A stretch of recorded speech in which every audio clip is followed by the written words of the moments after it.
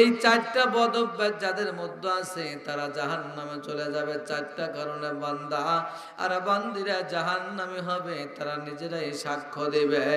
জোরে জোরে বলুন নাউজুবিল্লাহ। এই চারটা কারণ কি শোনা দরকার আছে না নাই? আর একটু জোরে বলেন। এই চারটা কারণ শুনবেন এবং আমলের নিয়ত কথাগুলো শুনতে হবে বাবা। যত বড়ই বিশাল বক্তা আপনি নিয়ে আসেন না কেন, 1 লক্ষ টাকা, 1.5 লক্ষ টাকা, 80,000 টাকা, 50,000 টাকা, যত টাকা দিয়ে বক্তা আনেন বলুন, পরিবর্তন নিজে যদি না হয় বক্তা কি পরিবর্তন করতে পারবে? আমি ডাবল বাড়ি থেকে এসে আপনাকে হেদায়েত করতে পারবো না, আপনাকে আমি সংশোধন করতে পারবো না যদি আপনি নিজে সংশোধন না হন। কথা বলুন ঠিক কিনা? আরো একটু জোরে বলেন, না খারাপ লাগে? আমি আপনাকে ওই ডাবল বাড়ি থেকে এসে আপনাকে হেদায়েত করতে পারবো না, কারণ হেদায়েতের মালিক হলো কে? আল্লাহ। হেদায়েতের মালিক হলো আল্লাহ। আল্লাহ তাআলা যাকে হেদায়েত দিবেন আমার বলার কথা আমি বলে যাব, আর বাদ বাকির মালিক হলো স্বয়ং আল্লাহ। কথা কি বুঝাইতে পারলাম? আমার মুসলমান ভাইয়েরা, এই জন্য বলতেছি আমি, যেহেতু মসজিদের মাহফিল দিয়েছেন, মসজিদের মাহফিল সর্বপ্রথমে আমাদের এই নামাজটা এরকম ভাবে আমরা আদায় করি। এইভাবে নামাজ পড়া আমাদের কোনোদিন দুঃসাহস হয় নাই। আল্লাহর নবী কোনোদিনও জামাতে নামাজ এভাবে পড়তে পারেন নাই। যেই সময় একজন সাহাবী, তার নাম হলো হযরত ওমর ফারুক রাদিয়াল্লাহু তাআলা আনহু, ওমর ফারুক যখন ইসলাম গ্রহণ করলেন বাবা, তার 26টা বছর ছিল কুফার জীবন। কত বছর? 26 বছর পর্যন্ত তিনি কাফের জীবন ধারণ করেছেন। 26 বছর পরে তিনি যখন ইসলাম গ্রহণ করলেন, আল্লাহর নবীকে ডাক দিয়ে বললেন, ইয়া রাসূলুল্লাহ, ইয়া হাবিবাল্লাহ, আজকের থেকে আর গোপনে গোপনে নয়, জঙ্গলের মধ্যে নয়, গুহার মধ্যে নয়, আজকের থেকে আমরা আযান দেব আর জামাতে নামাজ পড়ব। চিল্লায়ে জোরে বলুন মারহাবা। এই নামাজ অত সহজে আসে নাই। আল্লাহর নবী নামাজ ঘরের মধ্যে লুকাইয়া লুকাইয়া, গুহার মধ্যে, জঙ্গলের মধ্যে আদায় করেছেন। কিন্তু হযরত ওমর ফারুক যখন ইসলাম গ্রহণ করলেন, গ্রহণ করার পরে নবীজিকে ডাক দিয়ে বললেন, ইয়া রাসূলুল্লাহ, ইয়া হাবিবাল্লাহ, আজ থেকে আর গোপনে নয়, গুহার মধ্যে নয়, জঙ্গলের মধ্যে নয়, আজকের থেকে আজকে আমরা নামাজের আযান দেবার জামাতে নামাজ আদায় করব। সেই ঘর নির্মাণাধীন কাজের জন্য আজকের মাহফিল দিয়েছেন। মসজিদে আযান হয় আর জামাত হয়। এই নামাজ আর জামাত অত সহজে আমাদের মাঝে প্রচার হয় নাই, প্রচারিত হয় নাই। অনেক কষ্ট করে করে, সাধনা করে করে ইসলামটা আজকে এই পর্যন্ত এসেছে। কিন্তু ইসলামটা আজকে 12টা বাজা ফালাইছে হুজুররা। কথা বলুন ঠিক কিনা? বলতে পারেন হুজুর আপনাদের দোষ, আপনারাই বলেন, কিন্তু এখানে আপনাদের সাধারণ মানুষের দোষ আছে। কি জন্য বলতেছে? কারণ আজকে এই জায়গায় আমির হামজা আসলে মানুষ ঠেকাইতে পারতেন না। আজকে আমরা আসছি, মানুষ নাই, বলুন দোষ আপনাদের আছে না নাই? কালকে আসরের নামাজ পড়াইলাম ওই জায়গায়, আমাদের বড়হরের জায়গায় আসরের নামাজ পড়াইলাম।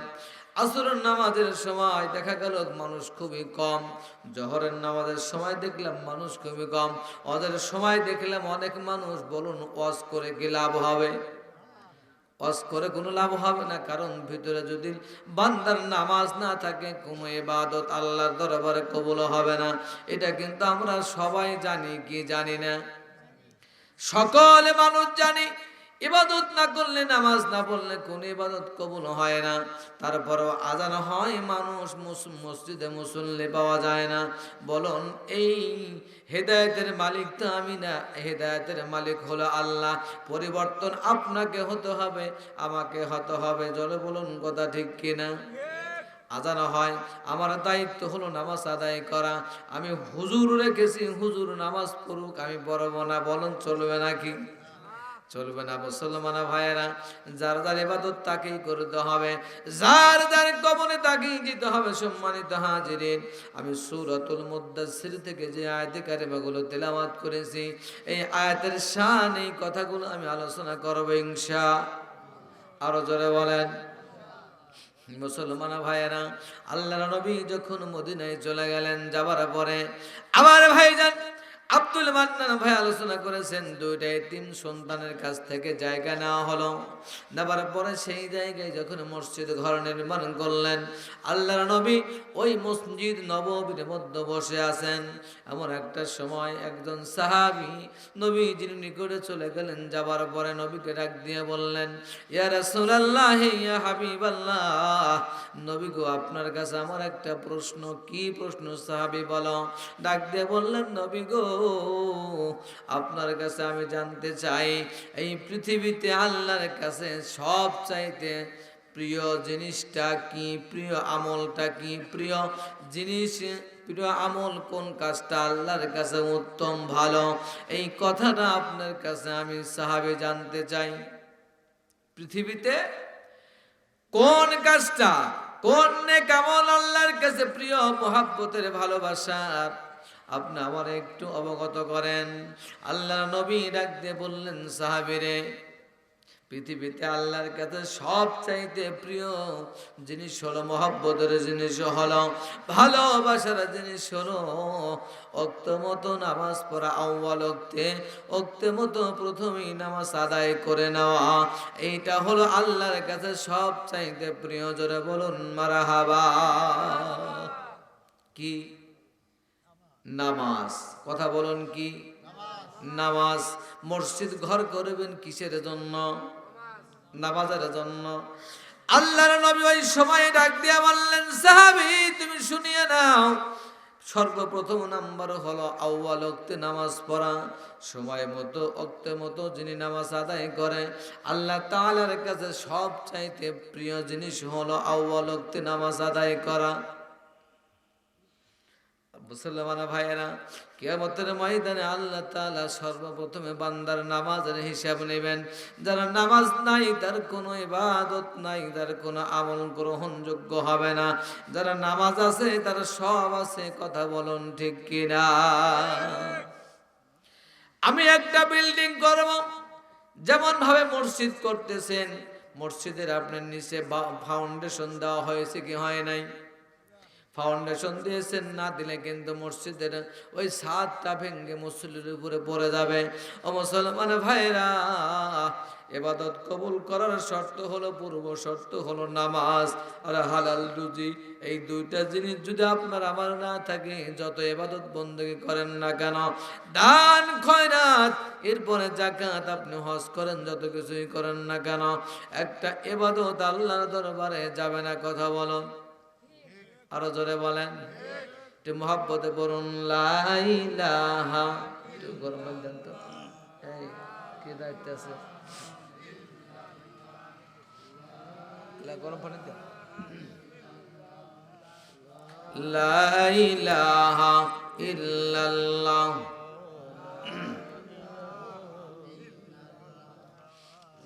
লা ইলাহা ইল্লাল্লাহ,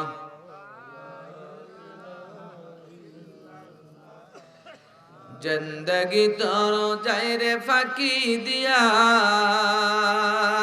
রে সোনার আদম, জিন্দগি তোর যায় ফাঁকি দিয়া, জিন্দগি তোর যায় রে ফাঁকি দিয়া রে সোনার আদম, জিন্দগি তোর যায় ফাঁকি দিয়া, লা ইলাহা।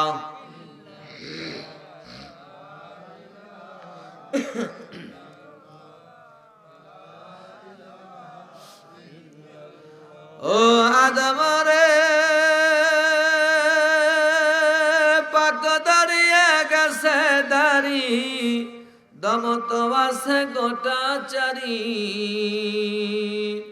সমর জানি গিয়াছে করিয়া রে সোনার আদম, জিন্দগি তোর যায় ফাঁকি দিয়া, জিন্দগি তোর যায় রে ফাঁকি দিয়া রে সোনার আদম, জিন্দগি তোর যায় ফাঁকি দিয়া।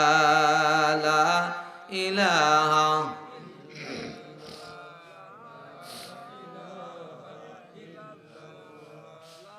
লা ইলাহা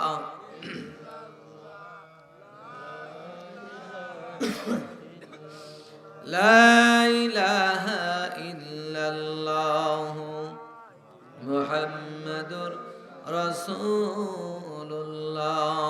সকলে বলি সাল্লাল্লাহু আলাইহি ওয়াসাল্লাম।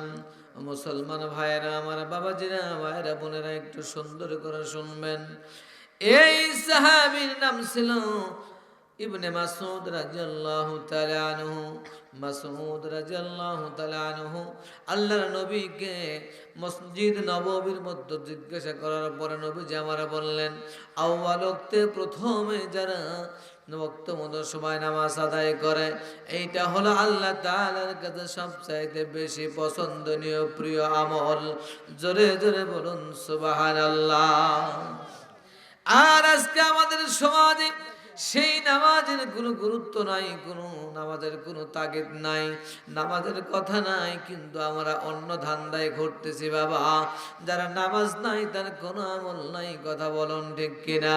কিয়ামতের ময়দানে আল্লাহ তাআলা সর্বপ্রথম বান্দার নামাজের হিসাব নেবেন।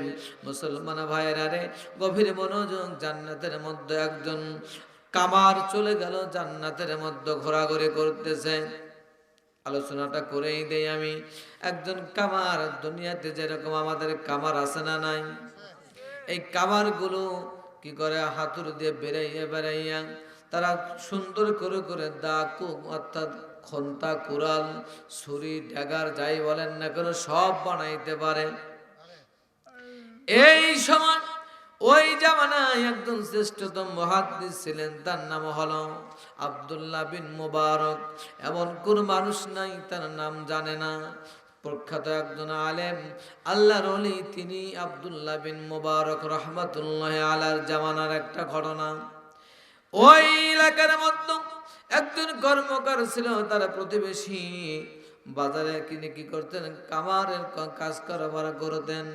কাজ করতে করতে তিনি কি করলেন বাবা, ওই সময় তিনি ওইগুলো বিক্রি করে করে যা তিনি রোজগার করতেন তাই খাইতেন। বিক্রি হয় নাই, না খেয়ে থাকতেন, কারণ কাছে হাত পাতে নাই। এমন একজন মানুষ কামারের কাজ কারবার করবার পরে ওই লোকটা ইন্তেকাল করলেন। ওই লোকটাকে কাফন দাফন করে আসা হলো। কাফন দাফন করে আসার পরে রাত্রিবেলায়, কয়েকটা দিন পরে রাত্রিবেলায় আব্দুল্লাহ বিন মুবারক ঘুমিয়ে গেছেন। স্বপ্নের মাধ্যমে কে যেন তাকে বলে দিচ্ছে, দেখা দিচ্ছে, দেখো ওই কামারটা আজকে জান্নাতের মধ্যে অবস্থান করতেছে। সুবহানাল্লাহ বলবেন না? কাজ করেছে, কিন্তু কামার সবচাইতে নিম্ন শ্রেণীর একটা কাজ, কথা বলুন ঠিক কিনা? কিন্তু ওই লোকটা জান্নাতের মধ্যে ঘোরাঘুরি করে, স্বপ্ন দেখতেছেন। আব্দুল্লাহ বিন মুবারক একজন প্রখ্যাত মুহাদ্দিস, শ্রেষ্ঠতম একজন মুহাদ্দিস।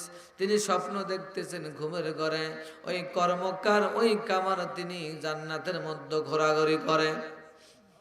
শুধু তাই নয়, এত সুন্দর সুন্দর তাকে নাজ নিয়ামত দেওয়া হচ্ছে, জান্নাতের মধ্যে খাবারগুলো দেওয়া হচ্ছে, আর সেই কামার সেগুলো তিনি খাচ্ছেন, তার মুখের সামনে আসে, হাত দিয়ে ধরতে হয় না, অটোমেটিক আল্লাহ তাআলা তার মুখের মধ্যে তুলিয়ে দেয়।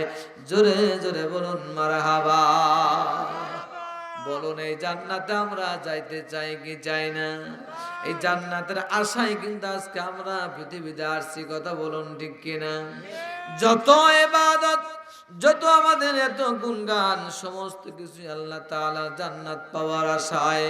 মুসলমান ভাইরা, এবার ওই যে যুবকটা কর্মকার কামার যখন জান্নাতের মধ্যে স্বপ্ন দেখতেছেন, আব্দুল্লাহ বিন মুবারক রহমাতুল্লাহ আলাইহি স্বপ্ন দেখার পরে হঠাৎ তার ঘুমটা ভেঙে গেল। এমন একটা সময় তিনি তখন ঘুম থেকে জাগ্রত হলেন। হবার পরে তিনি সুন্দর করে ওযু করলেন, এরপরে তাহাজ্জুদের নামাজ আদায় করলেন। মারহাবা বলেন। قالوا لم نك من المصلين ولم نك نطعم المسكين وكنا نخوض مع الخائضين وكنا نكذب بيوم الدين حتى أتانا اليقين. وقال تعالى في شان حبيبه إن الله وملائكته يصلون على النبي يا أيها الذين آمنوا صلوا عليه وسلموا تسليما. بلغ العلا بكماله كشف الدجى بجماله حسنة جميع خصاله صلوا عليه وعليه سلموا يا قوم صل على صدر الأمين مصطفى ما جاء إلا رحمة للعالمين. محبت जिक्र करी ला इलाहा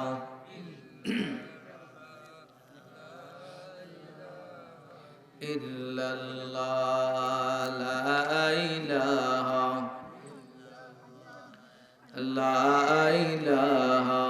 इल्लल्लाह ला इलाहा.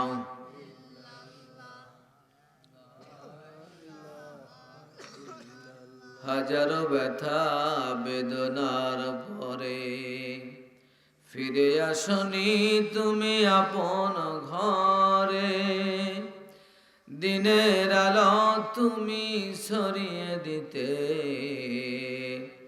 চলে গেলে মদিনায় মক্কা ছেড়ে। হে রাসূল তোমাকে ভুলি আমি কেমন করে। হে রাসূল তোমাকে ভুলি আমি কেমন করে। লা ইলাহা, এটা আওয়াজ তুলে মহব্বতের সাথে আল্লাহর জিকির করি। লা ইলাহা ইল্লাল্লাহ।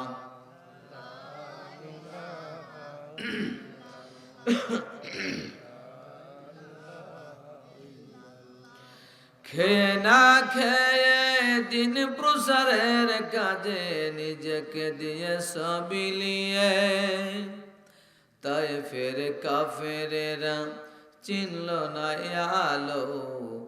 দুষ্ট ছেলেদের পিছু দিল লেলিয়ে।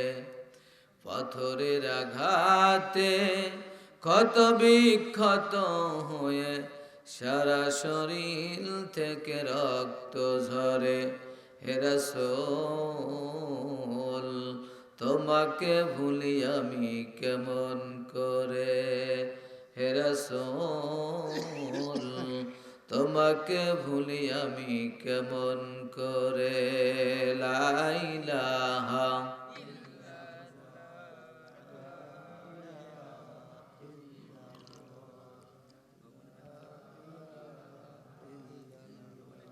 একটু জোরে সোরে পড়বেন না, রাগ করছেন? বাড়ির থেকে কিছু বলে দিছে? হ্যাঁ, বাড়ির থেকে তো নিষেধ করে দেয় নাই। একটু সকলে জবান খোলেন। লা ইলাহা ইল্লাল্লাহ।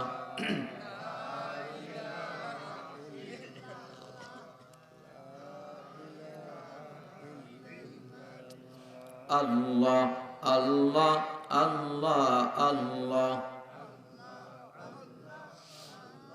আওয়াজ তুলে আল্লাহ আল্লাহ আল্লাহ আল্লাহ।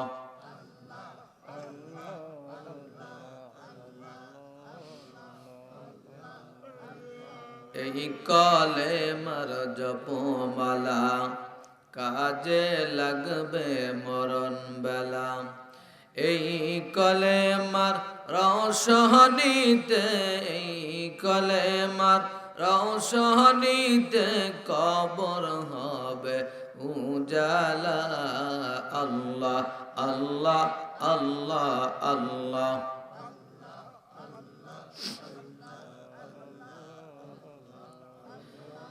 লা ইলাহা ইল্লাল্লাহ মুহাম্মাদুর রাসূলুল্লাহ। সকলে বলি সাল্লাল্লাহু আলাইহি ওয়াসাল্লাম। সিরাজগঞ্জ জেলার অন্তর্গত উল্লাপাড়া থানাধীন ঐতিহ্যবাহী তেঁতুলিয়া পূর্বপাড়া হাজীবাড়ি জামে মসজিদের উন্নতি কল্পে যুব সমাজ কর্তৃক আয়োজিত 20তম বার্ষিকী বিরাট ইসলামী জালসার সুযোগ্য সুদক্ষ আজকের মাহফিলের সম্মানিত সভাপতি হাফিজ মাওলানা মুফতি আব্দুল জাব্বার, পরিচালক তেঁতুলিয়া কবরস্থান সংলগ্ন নুরানি ও হাফিজিয়া মাদ্রাসা, বারাকাল্লাহু ফি হায়াতি। সকলে একটুবার জবান খুলে পড়ুন আমিন। আজকের বিশেষ অতিথিবৃন্দুর মধ্যে অনেকেরই নাম আছে, বিশেষ করে জনাব সাকাত হোসেন সাবু আমার ভাই বোয়ালিয়া থেকে। এরপরে মোহাম্মদ মোফাজ্জল হোসেন খান তেঁতুলিয়া আমার বাম পার্শ্বে বসে আছেন। মোহাম্মদ আসলাম হোসেন তেঁতুলিয়া বিশিষ্ট ব্যবসায়ী। এরপরে জনাব মোহাম্মদ শরীফুল ইসলাম শীতল তেঁতুলিয়া সমাজসেবক, নাকি বলেন। এবং আজকের মাহফিলে এসে ধন্য করেছেন আমাদের জাতীয় সংসদ সদস্য সাবেক এম আকবর আলী সাহেব সহ এতক্ষণ পর্যন্ত আলোচনা করে ধন্য করেছেন গর্বিত মায়ের গর্বিত সন্তানেরা, বিশেষ করে আমার বড় ভাই মাওলানা মোহাম্মদ আব্দুল মান্নান জিহাদি সাহেব, বারাকাল্লাহু ফি হায়াতি। সকলে পড়ুন একবার আমিন।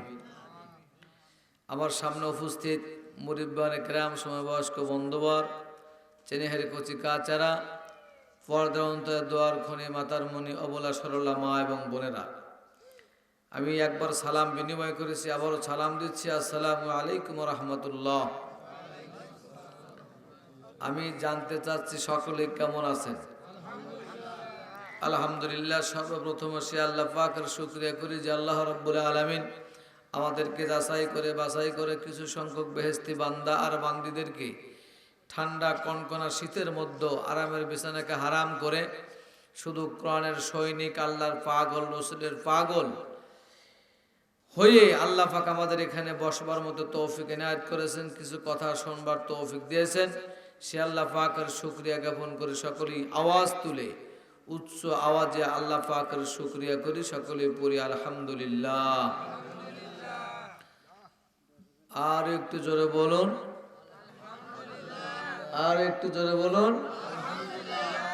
তদুপরি লাখো কোটি দরুদ ও সালাম সেই নবীর প্রতি বর্ষিত হোক যে রাসূল সাল্লাল্লাহু আলাইহি ওয়াসাল্লাম কিয়ামতের ময়দানে বান্দাকে শাফাআত করে জান্নাতে নিয়ে যাওয়ার ক্ষমতা রাখেন, এই বিশ্বাস আমাদের আছে। সেই রাসূলের শানে শত কোটি দরুদ ও সালাম সকলে পড়ি সাল্লাল্লাহু আলাইহি ওয়াসাল্লাম। সম্মানিত হাজিরিন, আমি লম্বা ভূমিকা দেব না, রাত্রি অনেক হয়ে গেছে। মানুষ যে কয়েকজন আছেন আল্লাহর শুকরিয়া, আল্লাহ পাক আমাদেরকে এখানে নিয়ে আসছেন। সব মানুষ সব জায়গায় যাইতে পারে, কথা বলেন। আর একটা সমস্যা আছে আমাদের মাঝে, সেটা হলো যে আমরা এখন বর্তমান আমাদের ওয়াজ তো বকেটে, কি বলেন, এই সমস্ত বক্তার ওয়াজে আর মানুষ হয় না। যদি একটা ভালো মোবাইলের একটা বক্তা আনতেন তাহলে পরে মনে হয় কিছু লোক হইতো। নামাজ পড়ুক আর না পড়ুক সেটা পরের কথা, কথা বলেন ঠিক নেবে ঠিক। নামাজ পড়ুক চাই সে না পড়ুক, কিন্তু গুণে আসলেই এখানে ফিলে মানুষ ধরতে পারতো না, আপনি জায়গায় দিতে পারতেন না। কিন্তু কি লাভ, কি ফায়দা? ফায়দা হলো একটাই, সেটা হলো টাকা 40,000, 50,000, 80,000 টাকা, 1 লক্ষ টাকা আমি আপনি ভিক্ষা করে সারা এলাকায় সারা ময়দান ভিক্ষা করে করে মানুষের কাছে হাত পাতা মানে তো ভিক্ষা করা, কথা বলেন। নিয়ে এসে পকেট ভরে দিয়ে দিলাম, নিয়ে গেল, এই হলো তার লাভ। আর আমার লাভ কি? তেতুলিয়া বিশাল বক্তা আসছিল, বলেন লাভ আছে? সম্মানিত হাজিরিন, আমার বলার উদ্দেশ্য ওইটা না, কিন্তু আমি এই জন্য বললাম যে আজকে এখানে আমরা আসছি, আমার আব্দুল মান্নান ভাই তিনি সুন্দর আলোচনা রাখেন, অনেক জায়গায় তিনি প্রোগ্রাম পান, নিজেও বললেন যে আমি সেই কালকে যাব জেলা নওগাঁ, বলছে না? তাহলে এটা আমাদের তেতুলিয়ার গৌরব কিনা? তিনি যাচ্ছেন জেলা নওগাঁয়, ওখানে মানুষ ঠিকই হবে। আজকে মান্নান ভাই এখানে আলোচনা করলেন, মানুষ পাইলেন না। আসলে নিজের চুলকানে নিজে চুলকান দরকার, যেখানে চুলকায় সেখানে হাত যায়। যখন আপনি অন্যকে দিয়ে চুলকাতে যাবেন তখন হবে না, বলবেন ভাই নিচে উপরে এই পাশে ওই পাশে, কথা ঠিক নেবে ঠিক? এজন্য একটু মনে কিছু নিচ্ছেন? আজকে যারা এখনো বাড়িতে শুয়ে আছেন, ঘুম পাড়তেছেন, চিন্তা করতেছেন ওই ডাবল বাড়ি থেকে আসছে আর আব্দুল মান্নান আর কি বলবো, আরে বোকা, আইসেই দেখেন এনারা ওয়াজ পারে কি পারে না, কি করে আর কি করতে পারে না। ওই দেখছি তো গতকালও মাহফিল করছি আমির হামজা সাহেবের সাথে, দেখেছি উনি এক কথা বলেছেন আমার কানে এখনো ভাসে, যে এখানে আলেম আছে কিনা আমার মনে, আমি জানি না, বলছে না এখানে আলেম আছে কিনা আমি জানি না। অমিয়া এলাকায় আলেম ছাড়া কি তোমাকে দাওয়াত দিছে? তা আসুন সম্মানিত হাজিরিন, এই হলো আমাদের আমাদের আকিদাও ভালো না, হুজুরদের আকিদাও ভালো না। আপনি একজনকে চোর বললে হবে না, উভয় চোর, কথা বলে ঠিক নেবে ঠিক?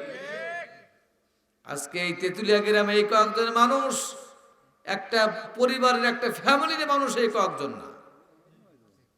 আমি জানি এই গ্রামে চাকরি করি একটা বছর হয়ে গেছে, অনেকের ফ্যামিলিতে একটা বাপের 10টা 11টা সন্তান আছে, আছে না? একটা বাপের 10টা 11টা সন্তান যদি থাকে, এই মাহফিলে এই কয়েকজন মানুষ হয় কেমনে?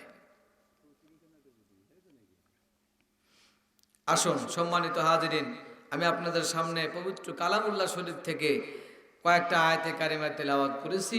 এই আয়াতের উপরেই কিছু কথা, এদিক সেদিক যাব না, সাবজেক্টের উপরে কিছু কথা আলোচনা করি, আলোচনা ইতি করবো ইনশাআল্লাহ। অল্প সময় দিবেন তো? আসুন সম্মানিত হাজিরিন, একটু আমরা সকলে আওয়াজ তুলে আল্লাহর জিকির করে আলোচনায় চলে যাব ইনশাআল্লাহ। লা ইলাহা ইল্লাল্লাহ,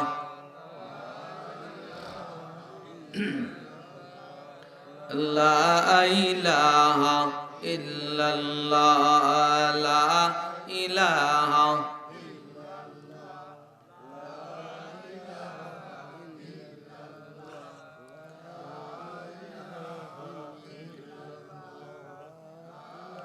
লা ইলাহা,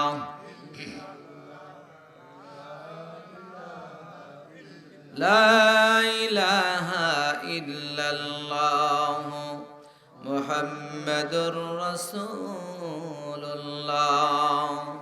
সকলে বলে সাল্লাল্লাহু আলাইহি ওয়াসাল্লাম। আমার মুসলমান ভাইরা, বাবাজিরা, মায়েরা, বোনেরা, যে বিষয়টা নিয়ে আলোচনা করব আমি, কোরআনুল কারীম থেকে যেই সূরা থেকে আলোচনা শুরু করব, সেই সূরাটার নাম হলো সূরাতুল মুদ্দাসসির। কি সূরা? সূরাতুল মুদ্দাসসির, পোশাক পরিহিত। সূরাটার নাম হলো পোশাক পরিহিত। আমরা যেই কাপড় পরি, যেই বস্ত্রগুলো আমরা পরি, এই শানে আল্লাহ তাআলা কোরআনে সূরা নাজিল করেছেন। জোরে জোরে বলুন সুবহানাল্লাহ। যেই পোশাক আমরা পরি, যেই লেবাস আমরা পরি, পোশাক পরিহিত অবস্থায় আল্লাহ তাআলা এই শানে সূরা নাজিল করলেন। সূরাটার নাম হলো, এ ভাই, সূরাতুল মুদ্দাসসির। কথা বলিও না, সূরাতুল মুদ্দাসসির। এই সূরাটার নাম হলো পোশাক পরিহিত। এই পোশাক পরিহিত সূরার মধ্যে আল্লাহ তাআলা 4টা আলোচনা করেছেন, 4টা বিষয়ের উপরে। এই 4টা বদ অভ্যাস যাদের আছে, 4টা যাদের মধ্যে এই যে বদ অভ্যাসগুলো পাওয়া যাবে, এই মানুষগুলো আল্লাহ তাআলা বলেছেন তারা জাহান্নামে চলে যাবে। কয়টা বদ অভ্যাস? আরো জোরে বলেন।